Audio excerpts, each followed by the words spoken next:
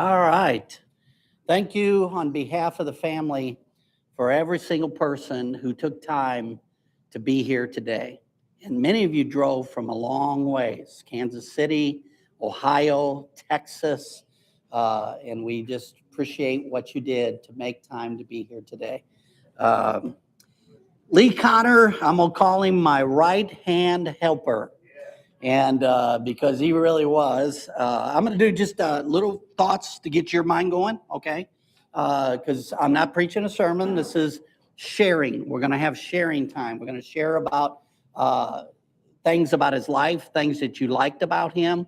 I'm going to mention quite a few, and if you've seen those same things, go ahead and mention that. That's fine. But if you have a silly story, we'd love to hear those. So if you have some of that as well, because this is all about him, I'll tell you what I believe, and I cannot prove it biblically. Okay, so if I can't prove something biblically, I'm going to tell you that. But I believe that God allows people who have passed away to, on certain occasions, to see what is going on. I don't believe, and I'll make this very clear. You can argue with me if you want. I don't believe they see everything that's going on. That's God. Don't confuse your loved ones that passed away with God. God's the one that watches over us, not our relative that passed away. But I do believe that they're allowed to see little glimpses like this service in a celebration of their life. And again, I can't prove it biblically, but I wanted to kind of start with that. So let's have a word of prayer. I got a few thoughts to get your mind going, and then I want to hear from you, each of you. And if you'll keep your thoughts maybe about 3 minutes or so, something like that. I mean, we don't have time for one person to do 15 minutes straight, and then nobody else gets a chance to talk. So 3 minutes, 4 minutes, something like that, and share your different thoughts about that. Father, we thank you for Lee Conner.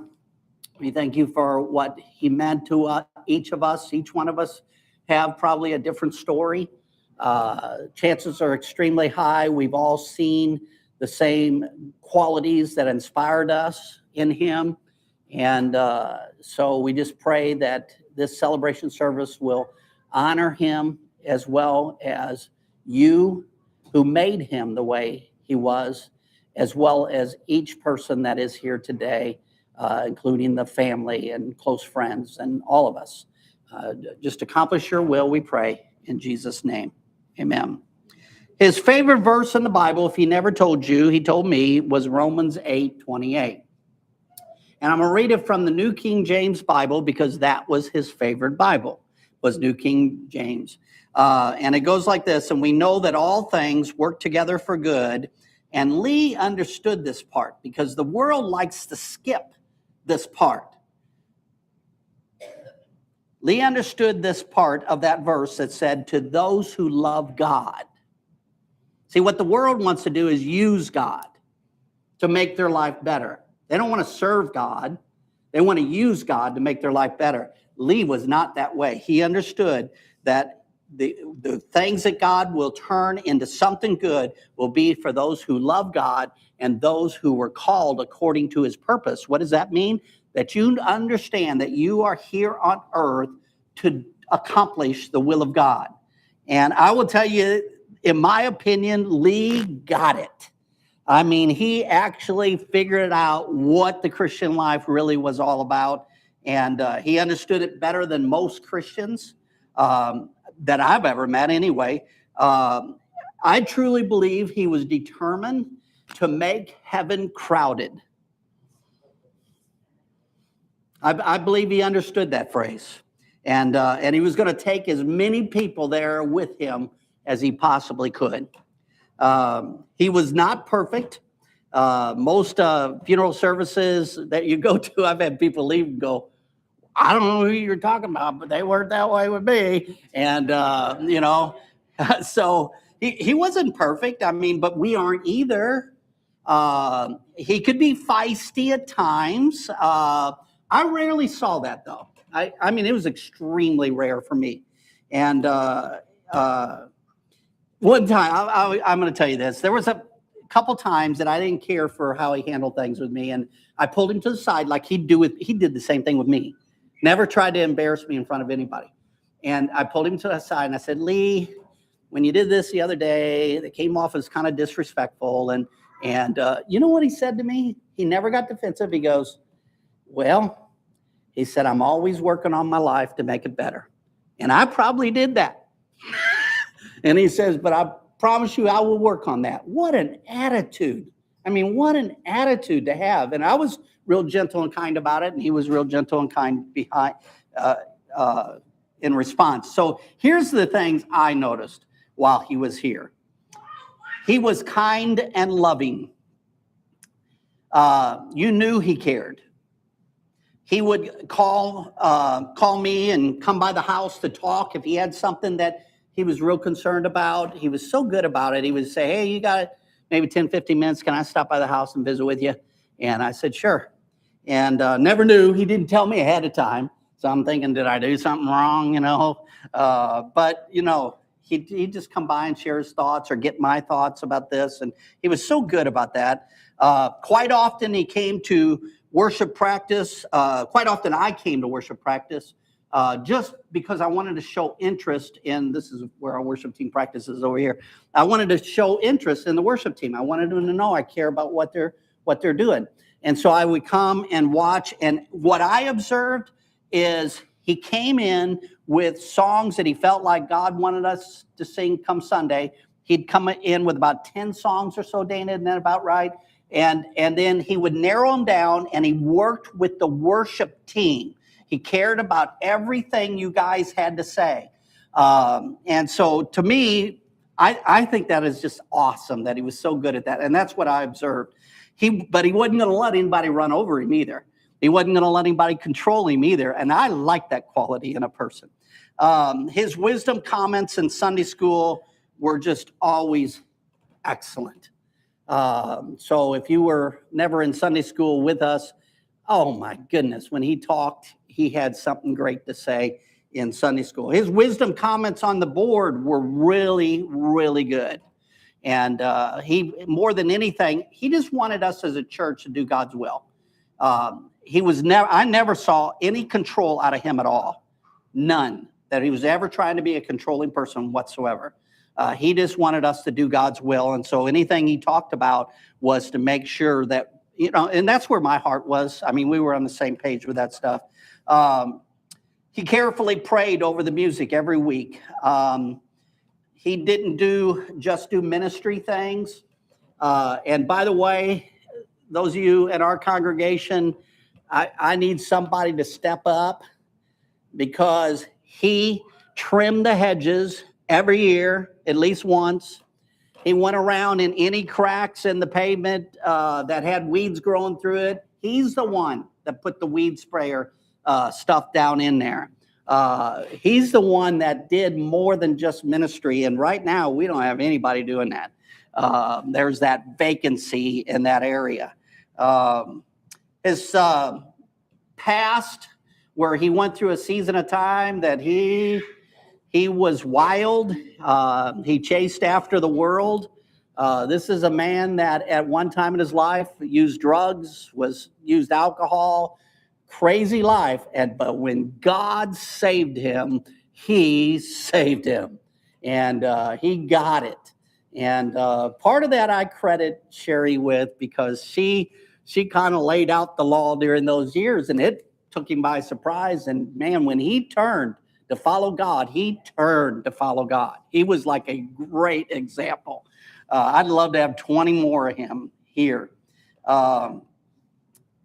Quite often, he would ask me to update him on what was going on with so-and-so. Someone was sick or depressed or whatever. He would ask me, and I knew if I didn't have that already, I better get on it. I mean, it really was a subtle way for him to say, come on, Pastor, you stay up with this stuff, because he was like the best at checking up on people. He was way better than I was. That's why he was my right-hand guy. And but he would contact me and say, what's going on with so-and-so? And you know why? Because he cared. He cared, and he prayed for those people. So he was heavily involved in a men's group. Most of you in this church don't know that. It was an outside group of the church, and it was an accountability group. I mean, it was to check your own life to make sure you're living how God wants you to live. He was heavily involved in that, did many of the teachings in that particular group. So he had his hand in most every single thing in this church, and not in a controlling way. I have been fortunate here. I've been here as pastor. It'll be 18 years, August 8th. And I have not had to deal with controlling people because I have a way of dealing with controlling people, and it's a little fleshly. And I will help them find another church. And because we ain't doing that here. We're going to love each other and be unified. And that's the way we're going to run things here. And he had his hand in everything to help it, not to control. Wow. What a gift. He was truly my right-hand man. And we were on the same, B. Miller said this to me, was it Wednesday? She said, you guys really were on the same page spiritually, I think is how you worded it. I forgot how you worded it to me, B. But that's really true. I mean, we were on the same page. We both wanted to listen to God and just do what he wanted us to do. He rarely complimented me. Now, I don't know, maybe he complimented you, but with me, I mean, a compliment was rare. Now, I'm one of those people, if I see something I like, I'm going to tell you. We weren't the same in that area. But I got to tell you this funny story. So there was a Sunday we had visitors, and it could be I don't know who it was that was visiting our church that Sunday. But I was off to, let's say Lee was like here talking to this couple, and I was like here listening, and then Sherry was right behind me, and he tells this couple, the reason we're here is because we love Mike's sermons. And I look back at Sherry and I go, that's the first I ever heard of that. And he never told me that. And they, oh yeah, that's the thing that made us stay. And I'm like, all right. And it just cracked me up because that's the first time I had ever heard that before. So he was truly a wonderful man. And he had an infectious smile. It's my favorite picture of him. I love his eyes in that and his smile that he had. And you knew he cared. You knew he cared. You could just tell by his demeanor. So that should have got your mind going, okay? So that's just pastor's view of Lee Conner. Leland was his full name, went by Lee. So let's hear from various ones of you.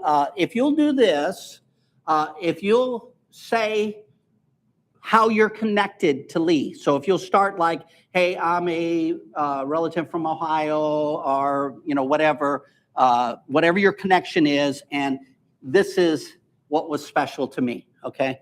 So somebody get us started. Go ahead. Good.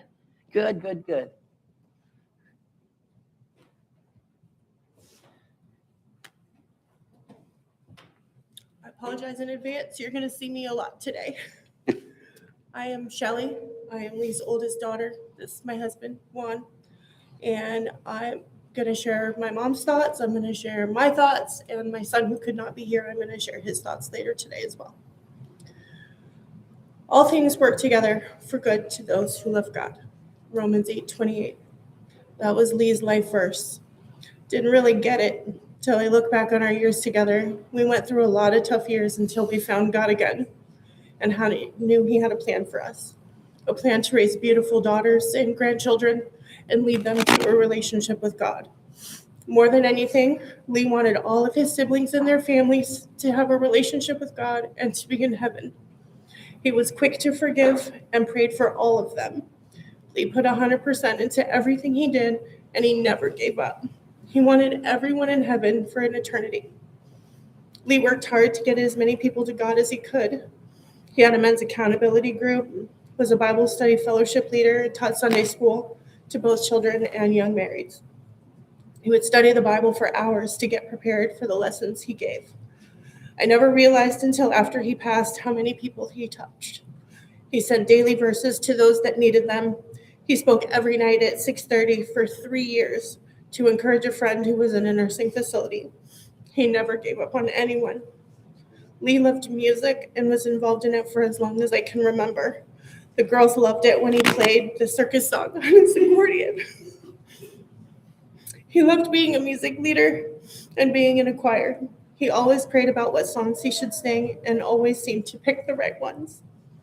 I miss his jokes, his solo practices, his griping at me when we were working on things together, the messes he always left in the kitchen, and more than anything, his love for God and all the people that he touched. Thank you, God, for sharing Lee with us for a little while until I will see him soon.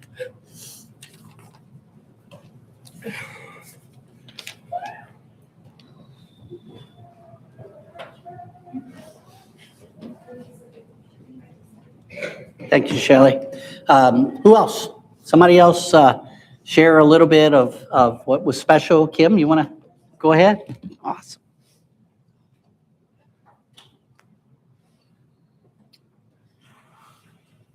Bear with me, I don't know if I can make it.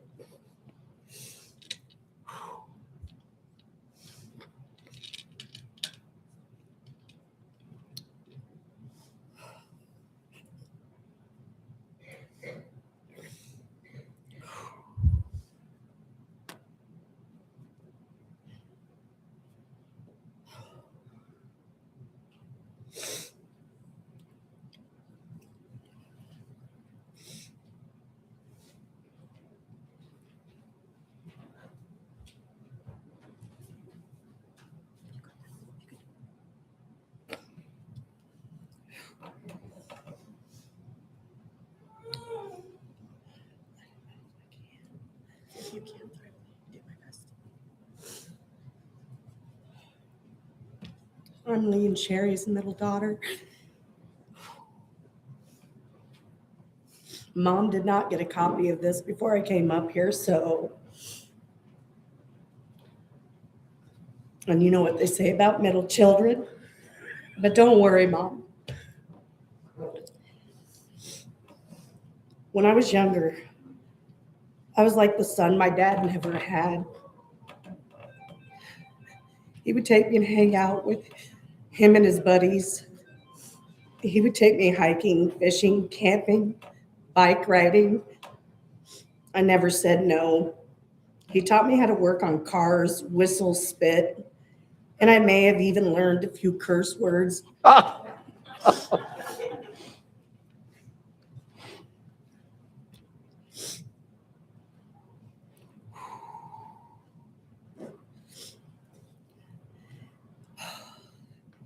He taught me to have a voice and to use it, and trust me, I use it. They know best. Whew. I learned how to mow grass and take things apart and fix them. He taught me to have a perfect aim, shooting his pellet gun at mice in the backyard. And when I got better at it, he let me finally shoot some in the house because they'd sneak in from the orange groves. He taught me a lot, but some things I'll keep to myself today so I don't get bopped upside the head by Mom when we leave here. Some of my favorite memories of him and I are either our late night Taco Bell runs,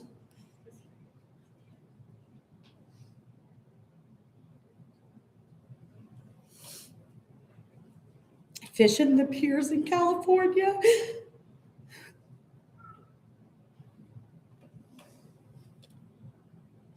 and hiking the desert in Arizona with Aunt Carrie and Uncle Gary,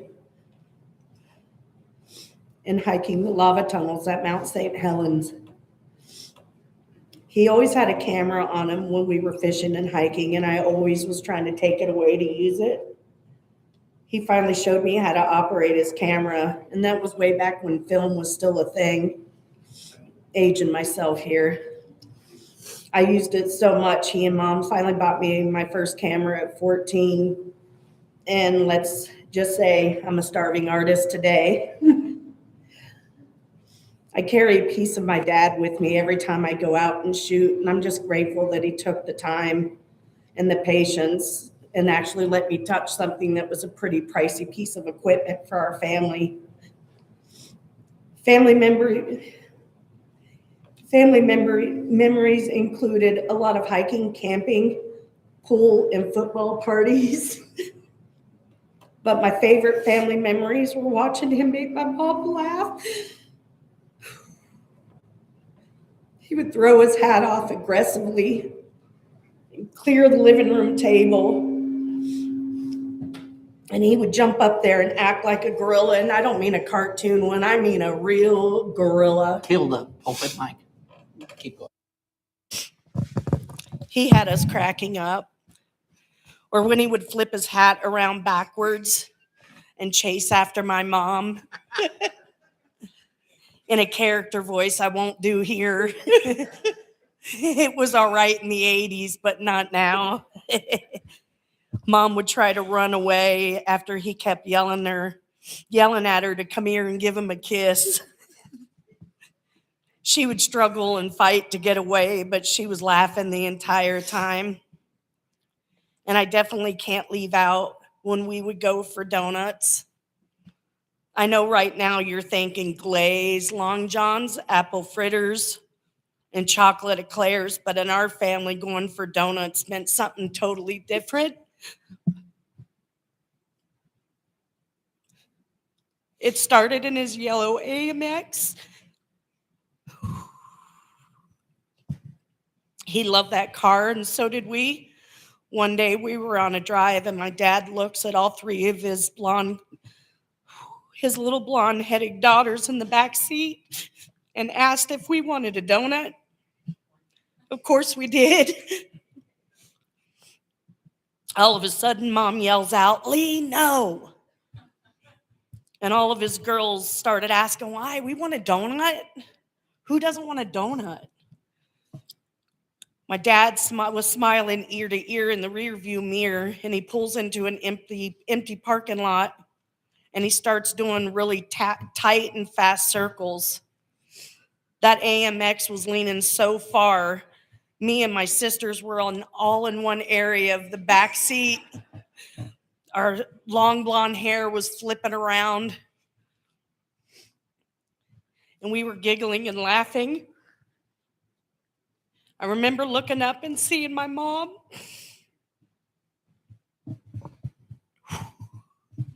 holding on to the window where it rolls up. And she had another arm on the dashboard and her leg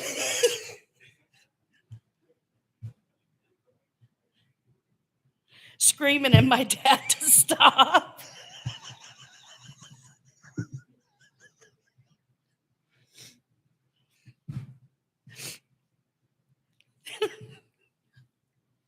Even though she was laughing. And as a kid, I didn't think he could hear because he kept going and his smile never wavered. But as an adult, I now know better. He started a tradition that day, and it kept going. With my future husband, Tom, we did a lot of donuts in the mall parking lot in his 57 Chevy.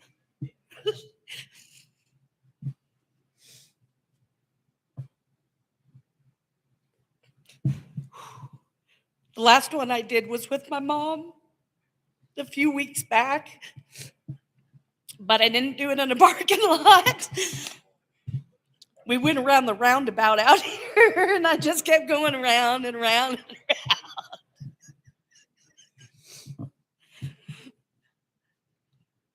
In my younger teenage years, our relationship got complicated as most relationships do get with teenagers.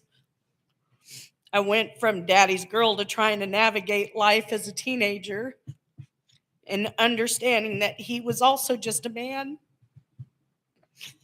tried to find his way and his path like everyone else. At 18, I left home and moved into the guy that would become my husband, and distance separated my family and I for many years. And that was long before the internet and social media. We would visit every 5 years or so, and Mom and Dad would make it down for the birth of our sons, Taryn and Trace. And we'd make it back for Thanksgivings. And even though the visits were never enough, he always made time to encourage all of his children to build their own relationship with the Lord. During this time,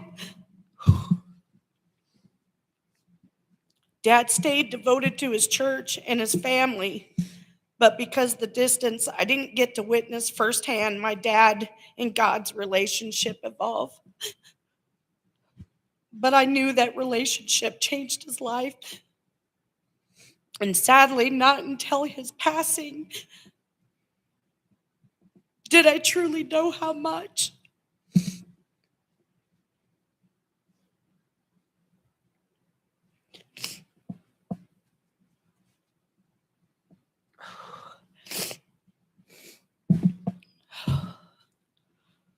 The amount of people who have reached out to us as a family or individuals with their own testimonies of how my dad has changed their life was absolutely staggering.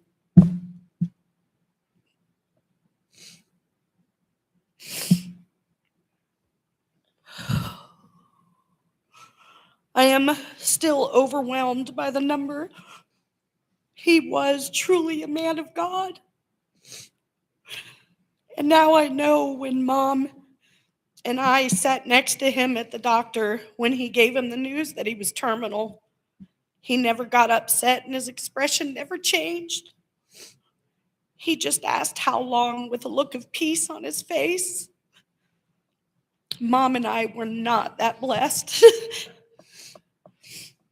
We did not have that same feeling. I know I didn't. When we got to the car, I started to cry. And in the front seat, he grabbed my hand and told me it was okay, that he was ready with a smile on his face. The same one that he gave when we would do donuts in the parking lot. And that's what his relationship with Jesus did. He was at peace because he knew what was coming. A few minutes ago, I talked about all the things that my dad taught me, and I left this one out because it was the most important, and I wanted to make sure I ended with it. I was one of those kids that worked Monday through Friday, played on Saturday, and slept on Sunday. I prayed every day and thanked him for the blessings I noticed and the ones I didn't. And then I had kids, and life got even busier, and we prayed with them every night and taught them about Jesus, took them to church on the holidays and sporadically through the year. It wasn't until my parents moved to Missouri that I finally saw what Dad was trying to show me.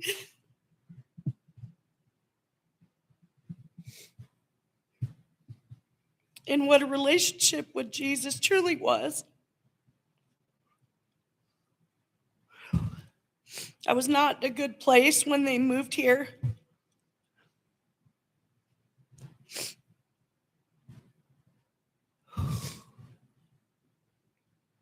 I had just separated from my husband of 30 years. Dad tried to help both of us, but I was stubborn. I mean, of all the people to try to give me marital advice, right? Dad told me to start praying, and I did. I begged him for help, but I had no idea how to listen to him. One afternoon, I felt Jesus working on me. And with my dad's guidance and the Lord's blessings, I finally found my way. I'll never be normal, but then again, I never was. But I'll never be weird alone because I walk with Jesus, and that, my friends, was the greatest thing my dad ever taught and gave me.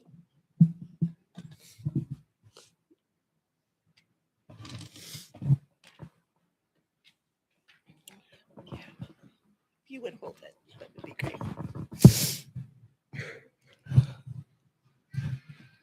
He was so many things to so many people, but to me, he was just my dad. taught me how to love and respect nature, taught me how to change a tire or who to call if I didn't want to do it. He showed me how to treat others, to treat them as I would want to be treated, and to help when and where I can. He taught me how to grill and to bake, skills that helped me land the best husband on the planet. Daddy was amazing with people. He could chat with anyone about anything. I used to joke with him that he could sell ice cubes to an Eskimo and make them think that they needed them. He had a way that made people feel seen, heard, and most important, that they mattered. He worked hard, raised his children, and let's be honest, some of his grandchildren, to be able to do and be better than he was. And he loved all of us openly, fiercely, and unconditionally. All he wanted was to be sure we were well cared for, safe, and saved. Until his last breath, he loved all of us, even when we didn't always walk the right path, and he let us know in his own way. When I came home at 18 and pregnant, he didn't speak to me for 3 weeks. When he found out I was having a boy, he walked in from work and he put his hand on my shoulder, looked me square in my eyes, and said, "At least when you screw up right." I knew in that moment that everything was going to work out exactly the way it was supposed to. And sure enough, it did. He took on the role of being dad to my boy and helped shape him into the man that he is today. Daddy was loved by many, missed by all, and because of how he lived, we will see him again soon. My son couldn't be here today, but he did write something and he asked me if I would read it. As I mentioned, I was a very young mom. I did graduate high school first, though. I was born to a very young mom. From that point on until I was 18, Lee was my dad. I learned how to be a man from him. Today, I'd like to share 2 stories. At the time, it didn't seem so significant, but looking back now, I believe I learned 2 of the most valuable lessons of my life. When I was around 4 or 5 years old, I was at my grandparents' house. On the first floor leading out to the backyard, they had a sunroom. It was beautiful. Wood paneling, hot tub, double pane glass windows. I can't believe he's making me read this. Was playing in the backyard and I found a rock that I liked. And after a minute or 2, I got bored. That's when I saw the beautiful double pane glass window right up against the house. And you couldn't see it unless you were looking for it. So I did some very bad mental math and decided the risk was worth it. I threw the rock and I broke the outside pane of the window. The sound was everything I'd hoped, just like in the movies. Now, of course, everyone in the house heard this and came to investigate. Next thing I remember, standing next to that broken window, the rock still between the broken panes of glass, was my grandpa asking me, "Did you do that?" And against my 4-year-old instincts, I told the truth. He asked me why I did it, and I said, "I just want to hear the sound it made." To which he said, "Well, did you hear it?" I said, "Yeah." He said, "Good, don't do it again." And that was the end of it. At the time, of course, I felt terrible for having done it, but at the same time, I wasn't being punished for it, and that was strange to me. I don't remember what exactly the child in me was thinking at the time, but it was probably something along the lines of, if you tell the truth, you won't get in trouble. But now I understand it was much more than that. Not only did it show me that telling the truth is always better, which has been proven to me time and time again, both in my personal and professional life, but you should always try and see a problem from the other person's perspective so you can see the bigger picture. He could have yelled or he could have gotten a whooping, but instead he chose patience, understanding, and I will always remember that. Grandpa and I love to go camping. I have many memories of happy camping trips, but there's one trip in particular that stands out to me. I believe we were somewhere around the base of Mount St. Helens in Washington where we lived. I wish I were a better writer so I could properly describe how beautiful this place was. The spot was in a small clearing in part of a pine forest. A few feet away from the campsite was a small river. The water was crystal clear in some parts and only a few inches deep. But at one point, a log had fallen over the river, and if you sat on the log, you could see about 20 feet straight down to the bottom. Before we went to sleep for the night, he made a fire, set up a hammock to lay in, and found a huge log to use as a bench and table. And it was just peaceful and beautiful. I can still remember the smell of the campfire and the pine needles. I'm sure most of you are familiar with the concept of a happy place. This is mine. Over the course of our many trips, Grandpa taught me about the plants and the animals and made up stories about park rangers. However, the most important thing he taught me, whether he meant to or not, was to respect the absolute awe at what God had given us. He used to say, take only pictures, leave only footprints. This world isn't ours. We're just borrowing it for a while. I'm grateful for the life I have and the person I am today, and a large part of that is due to him. For me, he left much more than just footprints. Hey, Bill Ice, would you run around with the mic? You'd be so good. Lee number 2, right here. Bless your heart. Yeah, just raise your hand if you're going to share, and then you'll help us. You'd be so good at that. Somebody else. This was incredible. Oh, goodness. Go ahead. You can hold it for me. You bet. Yeah. Oh, I'll come up. Either way.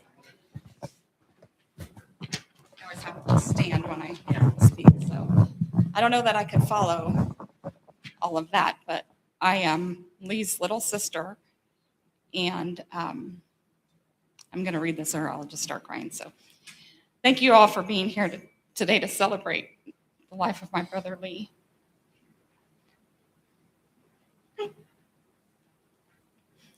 Standing here is not easy because it's hard to say goodbye to somebody that means so much, clearly to so many people. But I know Lee would want today to be about gratitude for life that was well lived, for family that he loved, for the church that meant so much to him, and for the faith that carried him throughout his life.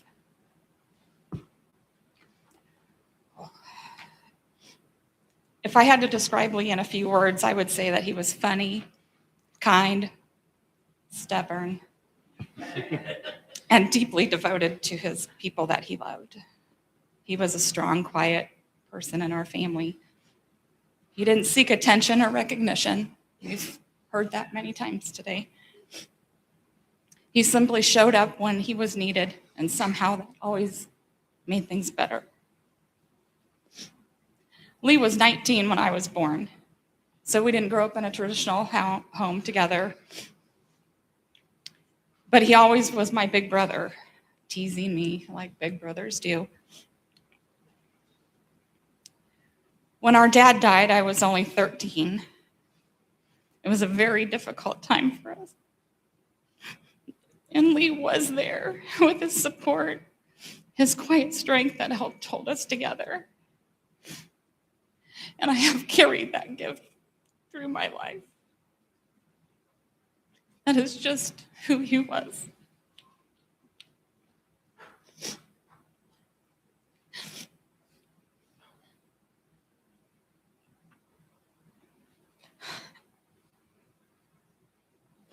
Geez, I should have wore waterproof. Our brother Mike became ill and entered hospice. Lee drove hundreds of miles to be with us. His presence during that time was something that stayed with me forever.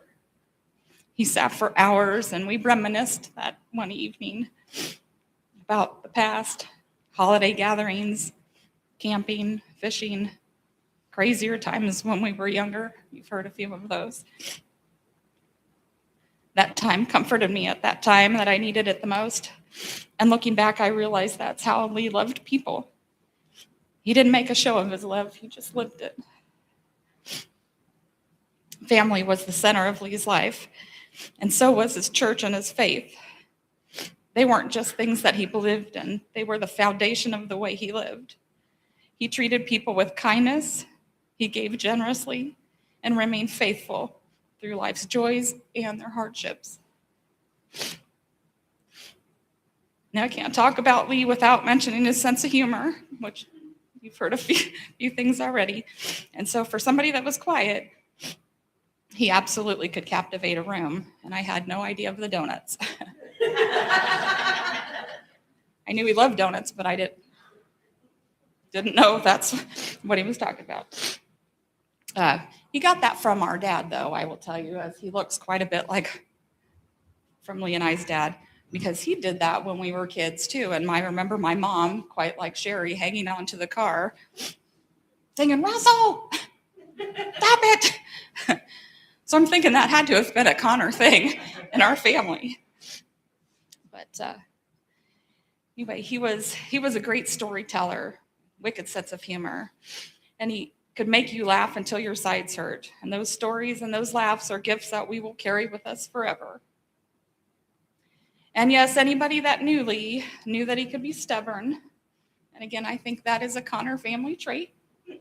Not that I'm bragging, but I think that stubbornness really was determination. He stood by the people he loved. He held firmly to his values, and he remained faithful to his convictions. And those are all really good qualities to be admired. Today, our hearts are heavy because we miss him, and we also hold on to hope. Lee believed in God's promises, and I find comfort in the words of Jesus in John 14, that in my Father's house are so many rooms, and I go prepare a place for you. And I'd like to think that Lee now has heard, the words so long to hear. Well done, you good and faithful servant. So while we grieve today, we also give thanks. We thank God for the 74 years that we had him here. We thank him for Lee's example of faith, quiet strength, generosity, and unwavering love that he had for his family. So Lee, thank you, brother, for the brother that you were. Thank you for always being there when it counted. And thank you for showing us that strength can be gentle, that love can be shown through actions, and that laughter can carry us through the hardest days.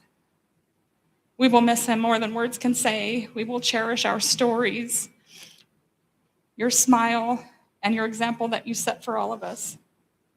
So until we meet again, big brother, rest in peace. Thank you. Somebody else, just raise your hand and Bill will come to you. And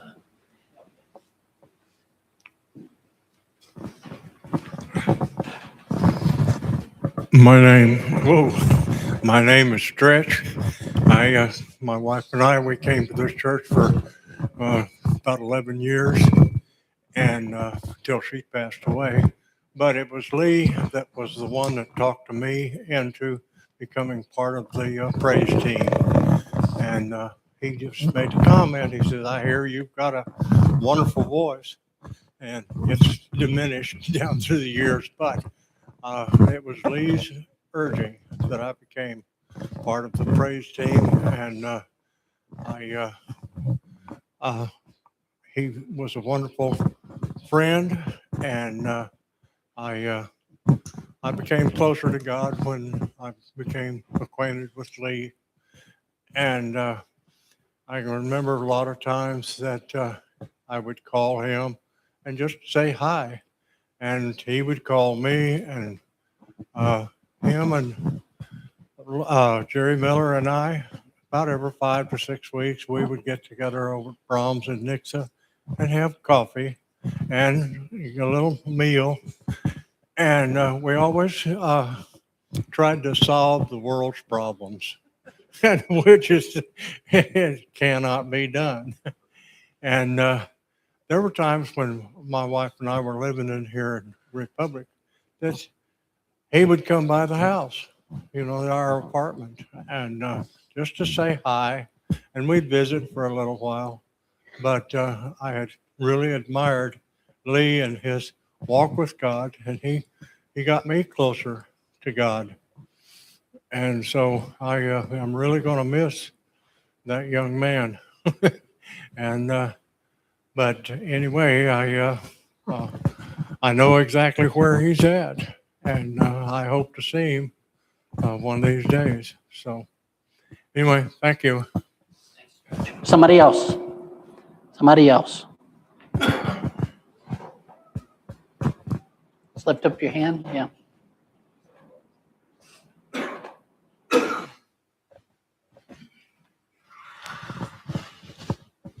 I believe it was October of 2024. Dorothy and I were looking for a church. We walked in the door back here, didn't see anyone. Lee came up the stairs there, was the first one to greet us. Made an impression then, and that impression has grown. Dorothy's already made the statement she's going to miss his hugs. But we made our way in then to service time, took a seat, I believe, the fourth row over there on the right side. The worship team at that time was standing over on the other side of the church there.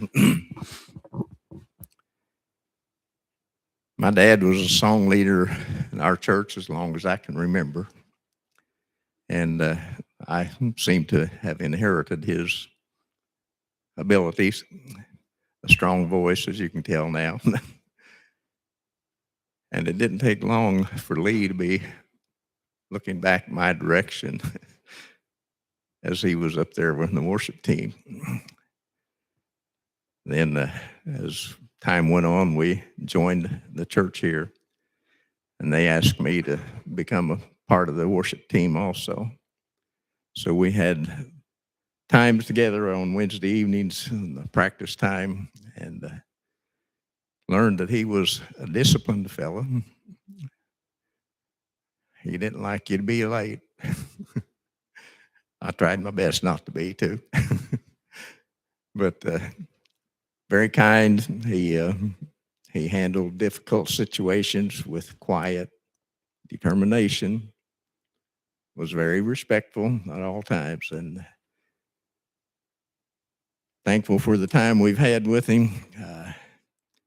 The first Sunday after he passed, one of the songs we sang was the last verse. Soon I shall see him as he is, the light that came to me. Behold the brightness of his face throughout eternity. Of course, my mind went to Lee. He's already enjoying that. Family, we loved him. Sherry will be holding you up in our prayers. Love you.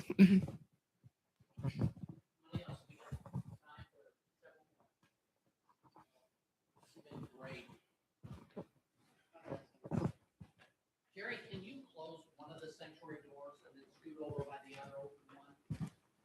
Yeah, scoot over a little bit so you can still monitor things. You're fine. That'll help. I'm Joe, the video sound guy here. And I was here for about a year before I left and came back. And during that whole time, I sat right up there in that second pew. And the thing that I know about Lee is that he paid attention. He paid attention to everything. He paid attention to me.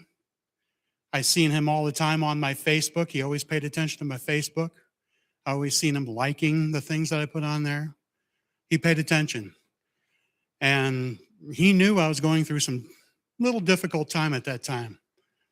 That's when I first got diagnosed with fibromyalgia, and he knew it was beating me up a little bit. And it's before I got my disability and everything. And he knew I was having some problems, and not to be anything other than just helpful. He wanted to make sure to come up to me most of the time and tell me that he and everybody else is praying for me. And that's what I liked about him, is that he paid attention. He paid attention to every little detail of what was happening, just like Pastor Mike said. He always asked him on what was happening with everybody, because he was that type of guy that he wanted to know every little detail so he could pray about it. And if there's one thing I want to leave on a light side, is that I did take one of his jobs. Probably one of the most difficult jobs I have is getting Pastor Mike on time on Sundays at 10:30 up behind that podium up there. So I used to watch him every week corral Pastor Mike around, always pointing at that watch. And now I know, Lee, I know.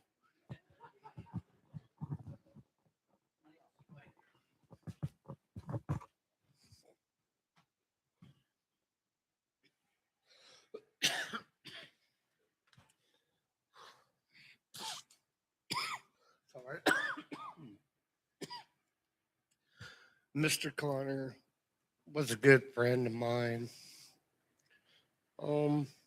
I'd say he was more like a second father to me, pretty much. He would send me Bible verses every day, call me, and he's one of the persons that helped fought through my addiction from drinking, and because I know he was down the same road as well.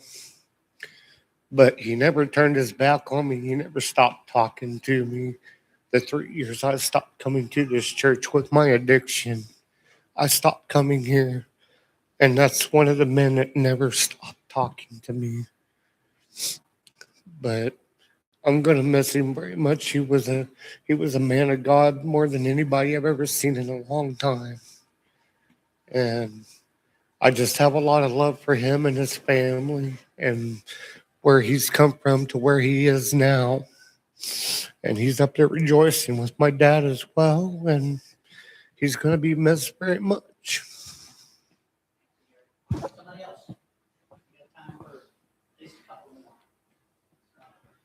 Somebody else? Mike, I'll say a few words. Go ahead. There's not many people in life you can say, I am a better man for knowing Lee. He was a great example. He always looked you right in the eye. And there's not many men these days that do that. He looked you right in the eye and you knew that he cared. And the other thing I learned from Lee is when he said he would pray for you, there was no doubt in your mind. There was none. There's so many people, that do the cliche at church, oh, we'll pray for that or pray for you. Lee would not only pray for you, he would follow it up with calls, emails. He would hound you about it like a dog with a bone, and I really appreciate that, Warren. Having served on the board with him, I miss that little smile. He would get that little just grin when we were talking about, whether it's finances or what have you. He would get that little just smirk. And, 99 times out of 100, him and I were on the exact same page, but every so often he'd just look at you like, man, what are you thinking? And you knew it. But I'm definitely going to miss him. And I got to say, I appreciate so much the example he set for absolutely everyone.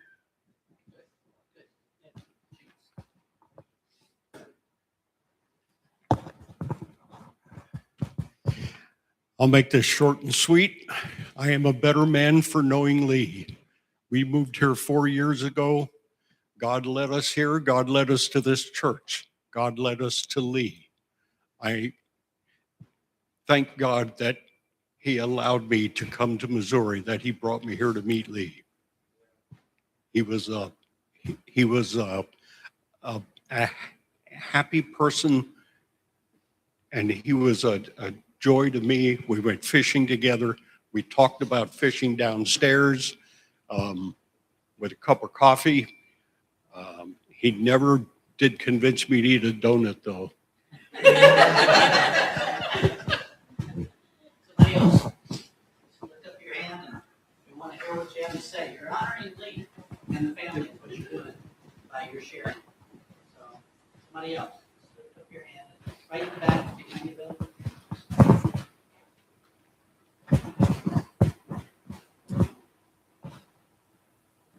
I will try not to get emotional. Lee was a very compassionate man. he had several conversations with me, 2 after the loss of my father and 3 after the loss of my husband. And he tried to share God's love, God's encouragement, and all of the wisdom that he could impart to me from the Bible, from God's scripture about orphans and widows. And that meant so much to me. And he did it in such a quiet way. I don't think anybody in the congregation was aware that he did that. And our last conversation was especially meaningful because he thanked me for my husband's sacrifice.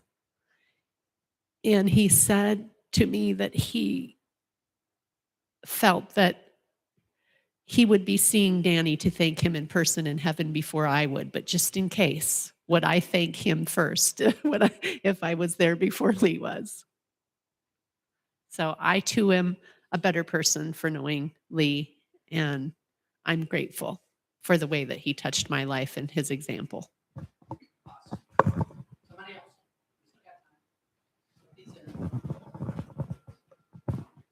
Every one of the comments have just been wonderful. Dana, if you and B will work your way on up to, they're going to sing, Dana's going to sing a song in the garden, and I'll let her do her thing with that. Bill Ice, you did awesome, just like I thought you would, and bless your heart.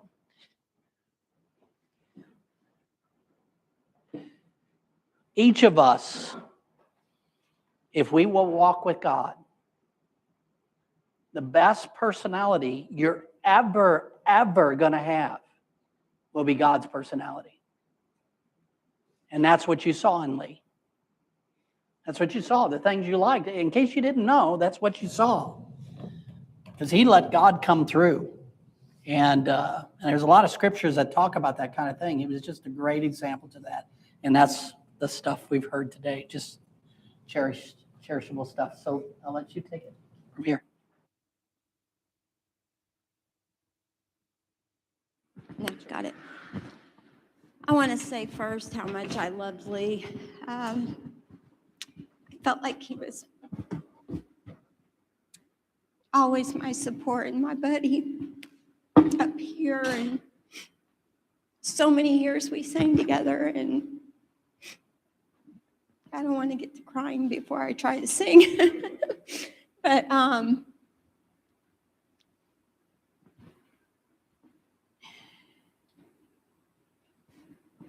the last time Bill and I went to see him when he was in the hospital,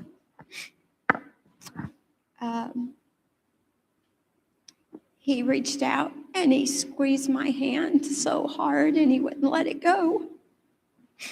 And he said, "I love you guys so, so much." And I said, "Lee, just hang on. We're praying so much for you." And he said, "I'm ready to go. I'm so ready to go. I'm really, really ready to go." And I'm crying, and he's trying not to. And he reached for Bill's hand, and he started telling Bill everything that needed to be done at the church.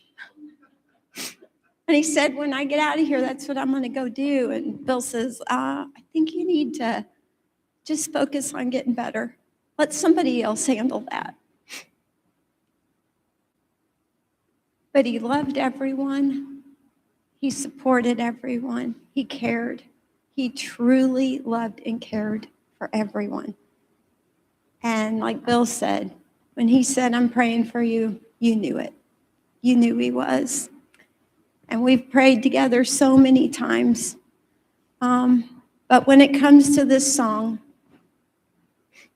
he told me many, many times how much he loved this song. And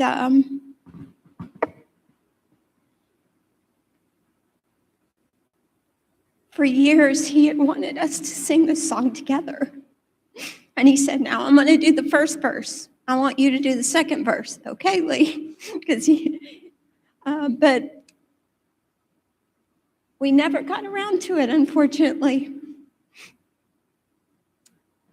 So this song is in honor of Lee.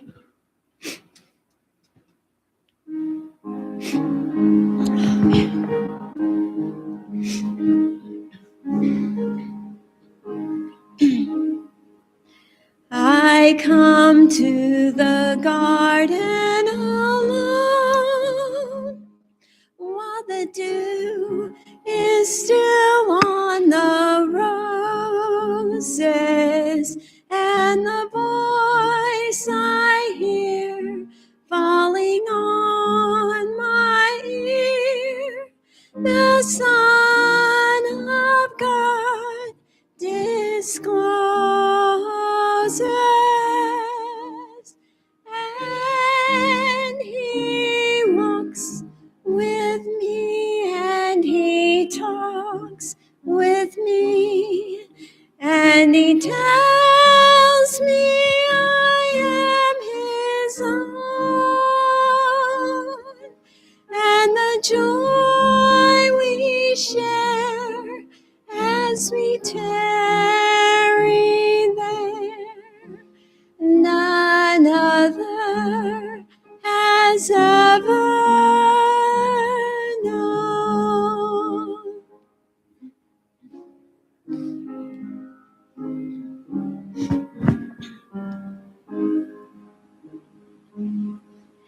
He speaks, and the sound of his voice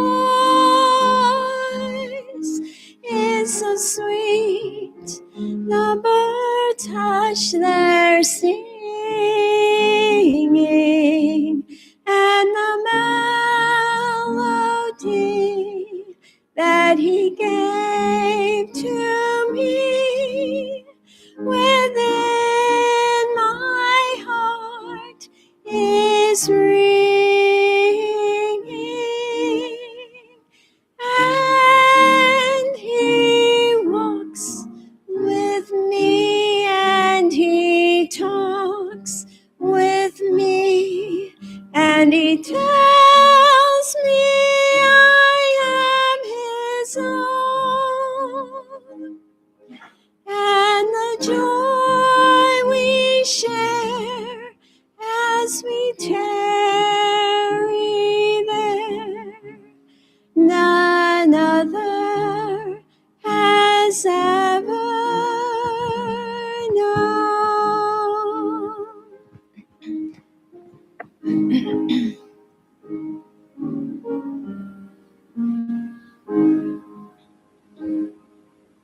I'd stay in the garden with him, though the night around me is falling, but he bids me go through the voice of woe. His voice to me is calling, and he walks with me, and he talks with me, and he tells me I am his own, and the joy we share as we tarry there, none other has ever known.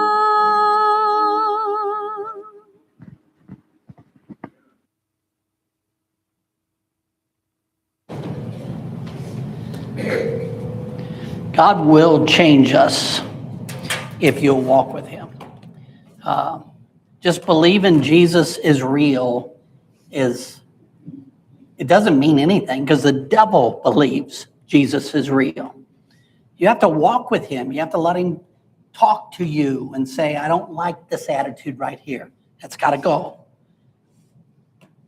There's many different criteria that you'll just grow. I mean, you'll not like it when God points his finger at certain things, but you'll look at your life later on. I promise you this. I promise you this. You walk seriously with God, you let him change you, and in 10 years, you'll look back at your life and say, this was the best decision I ever made. The most life-changing decision. And that's what we saw with Lee Conner. Well, when he changed, he changed. And I think he always did love the girls because he told me stories about taking you guys camping and things. But, you know, he had his struggles in life just like we have ours. But when he got it, boy, he got it. And he was just an incredible example. Thank you for all that came. Thank you on behalf of the family. To me, I would give today an A+. This was special service today. So we want you to know that we've prepared a light lunch, what we're calling a light lunch downstairs. So there's all kinds of stuff down there, cool decorations, and several of the ladies of the church put all that together. We want you to stay for that and be able to continue to visit downstairs together. And so let's stand and we'll close in prayer. I'll go ahead and pray for the food. Jenny got down there and she said we'll get everything situated. Once she gives you the alert to go ahead and start serving yourself, I'll have already prayed for the food anyway, so we're ready to go at that point. So, Father, thank you for a great service today. Thank you for how special this was. And if you don't mind, would you just tell Lee Conner thank you for obeying you and being an example to us? And would you tell him we love him? And then we pray for this time of fellowship afterwards, that you would accomplish your will in that. And thank you for the food. Blessed to our bodies, we pray in Jesus' name. Amen.